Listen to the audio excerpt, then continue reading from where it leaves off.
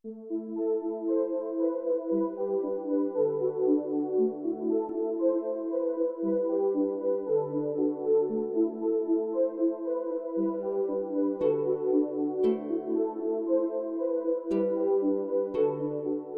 support its main focus is to, first of all and primarily, enable families with a disabled child to live an ordinary life. Secondly, it is to improve services for disabled children and their families.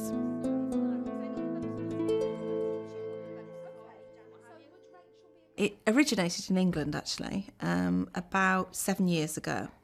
And was introduced on the back of some work that the Audit Commission had done in England that suggested that particularly young disabled children were not getting the services and the approach to services that they needed. My son had 24-hour care, he was ventilated, and we were engaging with huge amounts of practitioners and services, and we were that family at home who were just struggling and getting swamped.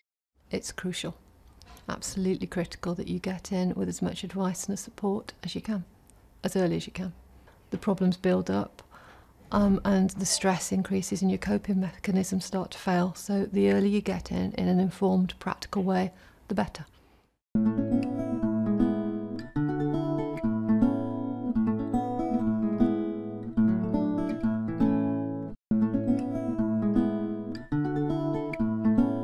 My son had huge input and a huge care package, as it's called, but we'd never had in the 6 years at that stage the multi-agency meeting to make a plan. So we had to have 26 people there in that meeting, and it really made a difference on the days. Things that needed to happen to keep Tom safe happened in that meeting. Plans were put in place. People were able to say they didn't realise. It become normal that Tom was doing well, but he wasn't, and we weren't as a family, and that's really hard to either admit or to show or to share for whatever reason. And so that meeting just pulled it together in that at the time. I mean, time was short, but we didn't know that. Children with disabilities are like all children. All children need the best possible start in life, but children with disabilities have particular issues, particular support needs that need to be addressed. And I think without that kind of support, you see children not getting the kind of opportunities, not getting the kind of support that they want. So it's critical, and early support is so important in that respect. It was about saying in a group, why isn't this happening? Why didn't we know that as a family? We found out things at that meeting we just never heard for 6 years, things we should have been or could have been accessing, but we hadn't been told. I think it was much more streamlined. We were able, some people, people were able to see how they were replicating what they were doing. People were able to see that what they were asking of us wasn't necessary. I think what they were able to see was that what we were asking them to do was important. At that time, our son was moving into a palliative phase, to use that jargon. It was an end of lifetime, but we didn't know that how soon that would be, and it was surprising to us that people didn't know that.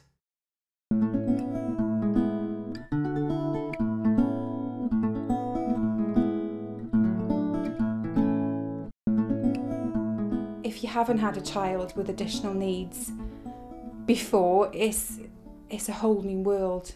I think you walk around with blinkers if you haven't had a child with additional needs before. You don't know everything that it entails. You don't know how many people are involved behind the scenes of helping your child. Well, when Alicia was born, she was very poorly for a long time, and we went through a process of being an ordinary family with one daughter to suddenly being thrown into this new world where it was completely different. We had no understanding of the language, no understanding of how things worked, the hierarchy within services, the fact that simple things like hospitals never spoke to each other, or doctors don't even talk to each other. And at one point we nearly lost Alicia over it when she had a heart surgery, because of the lack of communication between the two hospitals that we were at. We were on average at appointments or in hospital or dealing with other things, 47.5 hours per week was what our life was like.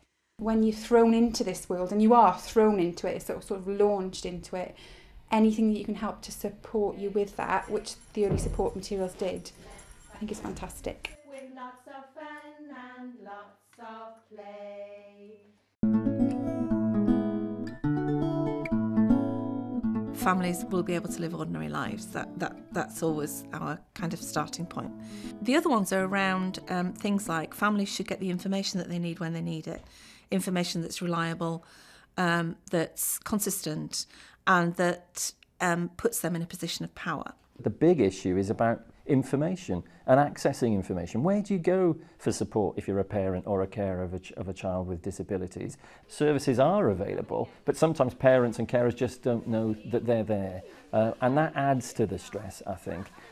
When you have a child, particularly children who have quite complex needs, they could be getting a dozen assessments, maybe more, and none of that's joint. And so another of our principles is we should have a joint approach to assessment. We had books for different appointments, books for different hospitals, sets of notes for this, sets of notes for that, because unfortunately with the fact she was under 3 different health authorities for 3 of her conditions, it meant that they talked to people in their own authority but not outside the authority. And I remember one day we went for a heart surgery, we got there in the ambulance, and at the hospital she'd had a big stack of notes, and she was 14 weeks old at the time, weighed £6, and they handed over a sheet of paper to the new hospital with the information on there, and that was it. And I couldn't believe that they condensed all that into one sheet of paper.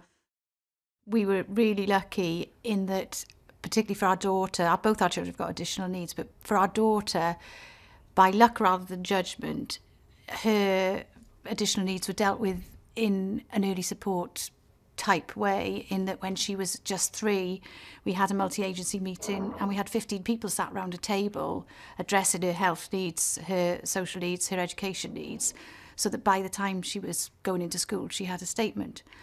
On the other hand, our son, whose additional needs are quite unusual, we didn't have a multi-agency meeting for him until he was about 15. And the only reason that took place was because I happened to say to a couple of healthcare professionals and a social worker, I'd really like you to talk to each other. I'm fed up of you coming to my house and talking to me and having to take time off work to see you and time off the next day to see you. I'd like you to all talk together, and I'd like my son to be there while you're doing it. And that didn't happen until he was 15. I don't want that happening for families. Another of the principles is that families should be able to monitor the progress of their child and celebrate the progress of their child as well. We work on that principle and say, what would that look like, and put that into action, sometimes via materials, or it could be by ways of working. Another of the principles is that practitioners should be trained appropriately to work with families. When you're at home and you're doing turn-taking games or you're playing peekaboo or something like that, does Gracie get excited? Does she show she's enjoying it? Yeah, usually we give her a blanket and she'll hide her face, and then we'll say, oh no, where's Gracie? And then she'll pull it down and wait for us all to go, yeah, she is! And she gets all excited. That's lovely. So she likes being the centre of attention as well. Early support training has been very useful. A couple of colleagues and myself have been on a whole range of training opportunities that have been provided locally and in other parts of Wales. It's been very thorough. There's been a lot of materials produced for us to take away and to show to colleagues and to use. It's been very thorough in that we've been given opportunities to watch videos of children whose parents have been using the materials, so we can see how the materials have been used with other children and other families in other parts of the country. And they're also the experts there who have produced the materials, who we can question and ask why things have been done the way they've been done.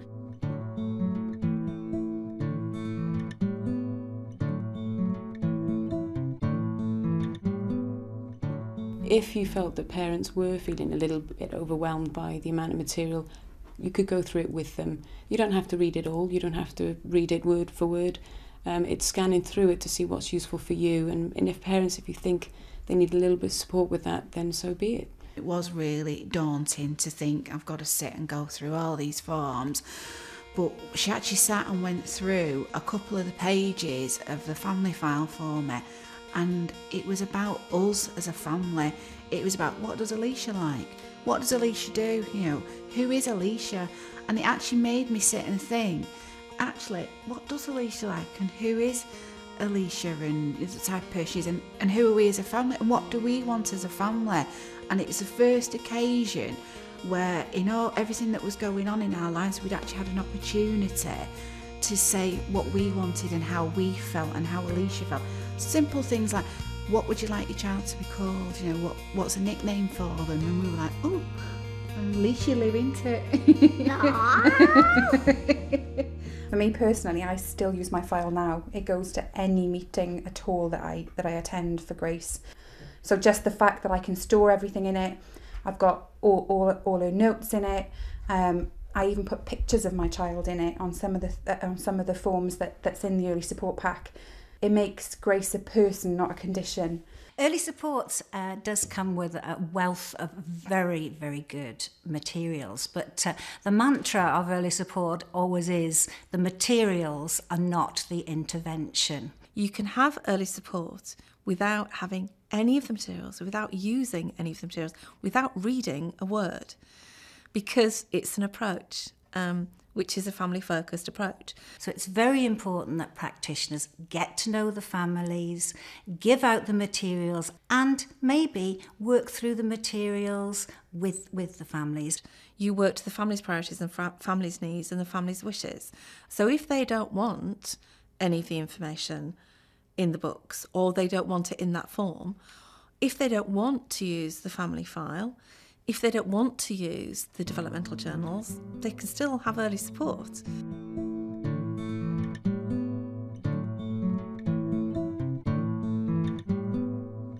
It's been brilliant. I mean, the information that we've been given, loads of books to read, I must admit, but the information is there for us to look it up if we need it. And the support of the group has been really helpful. And these are all the different things at step 1 and the different headings. We read the material they give us, or they read out to us. We do little quizzes, or try to build up a tree of what the child development is, and then they give us the answers to the questions. So it's a bit of both. We're interacting with the books and the information that's being handed out. You know, they plant the seed on what you're going to be doing that day. All the materials are there for you. We have a little quizzes, but it's what we get from each other as well. It's so informal. Everyone's more comfortable that way. Yeah. It's not regimental. I find it easy now to approach different parents and ask them, you know, what did you do differently? Maybe, you know, get some advice from them, things that I can try at home. Because you can't always get the right information from the professionals, even though, you know, they're the professional in their particular fields.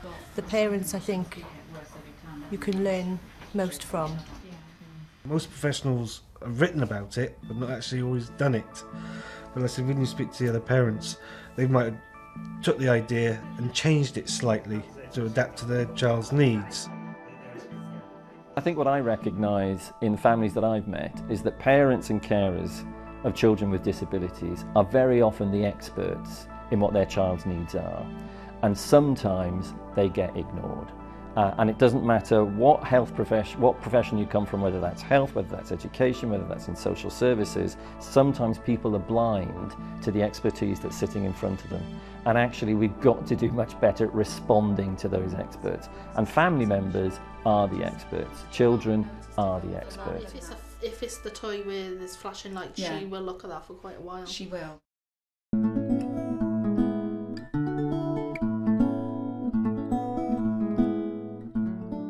Key working really is absolutely at the heart of the early support approach. When you meet families who are coming to terms with a diagnosis that they have, that their child is disabled, they really desperately need somebody who's actually going to help them through the myriad of experiences that they're going to have in the next few months, And very often when you talk to families, they will say that that's the one thing that they never experienced. They might have been in hospital, had a baby, found out there was something wrong, found a leaflet on their bed when they came back into the ward, and then discharged from the hospital. Once we got a key worker, it was amazing, the amount of stress that was suddenly lifted off my shoulders, and I was no longer a PA, I was no longer constantly on the phone.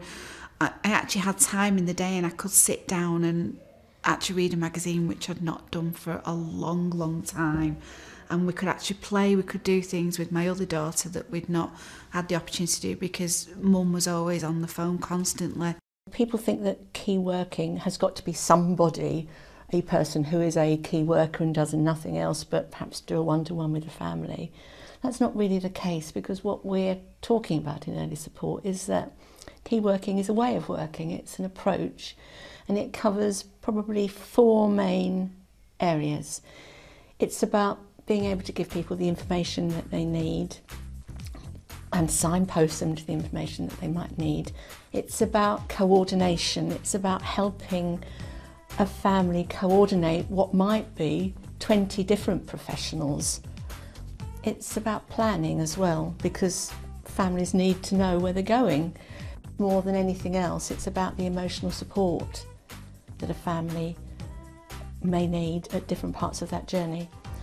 Now, that all sounds incredibly complicated and it could sound as if it's going to be really expensive, but the point is actually that's not rocket science. None of those things are rocket science. It's about a way of working, and it's about people feeling confident that they can provide that range of support to a family, and the multi-agency team that's helping that family through their journey to actually decide which person around that table is actually best placed to take on those roles. So it might be an occupational therapist, might be the social worker, might be an educational psychologist, but it's one person who that family can then say, right, when I'm really up against the wall, I know that I can pick up the phone, I know that person will be able to help me through the next bit and is going to be there over the long term. Oh, I love it. I love it. It's fabulous to get to know the families. It's really nice to get a special relationship with the family. You do find out a lot more about the family, and you do develop perhaps more of a closer bond in some sense, because you have more communication. I think as healthcare professionals, we've always worked as a multidisciplinary team. So we've always liaised with our physiotherapy and speech and language therapy colleagues. Within the children's centre setting, we also liaise with the nursery and the Action for Children staff. But I think now we perhaps work a little bit more closely with education and social services. So we were always a multidisciplinary team, but now we're a multi-agency team. I had no idea about housing association benefits, lots of different areas outside of education. I had absolutely no idea a lot of these services existed. Families find them very, very useful, and for me, I found it very useful to get to know that they do exist. And it's helped me in my other role as an educational psychologist, because now I feel much more confident and more able in signposting parents to other services they legitimately should have access to. We have regular meetings as well, where like workshops, and they bring on different professionals to the workshops, and it makes you realise how many people are out there and what they can offer as well. So your resource base gets bigger and bigger, so that you know where to go for the information, any help you need, any services you need. So it really does broaden your knowledge base.